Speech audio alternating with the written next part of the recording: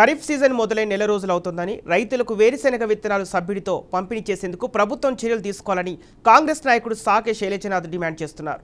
రైతుల అవసరాలకు అనుగుణంగా విత్తన సేకరణ జరగలేదన్నారు.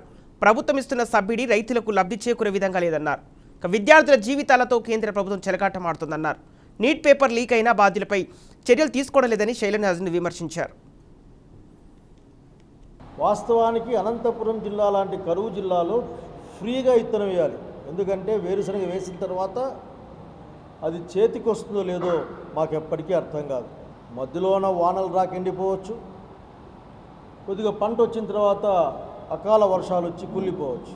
10 సంవత్సరాల్లో 1 సంవత్సరం కూడా పూర్తి స్థాయిలో పంట చేతికి రాలేదన్న సంగతి యంత్రాంగానికి తెలుసు.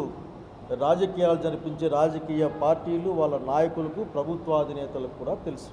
కనుక నేను అడుగుతా ఉన్నాను, అడుక్కోవడం కాదు ఇది, అడుగుతా అంటే డిమాండింగ్ దట్ మొత్తం ఈ జిల్లాలో వేరుశనగ పంట మొత్తం వేసుకోవడానికి విత్తనం మీరు ఉచితంగా ఇవ్వాలి. పోయినసారి దుర్మార్గం ఏంటంటే వేరుశనగ పంట ఇన్సూరెన్స్లో కూడా లేదు.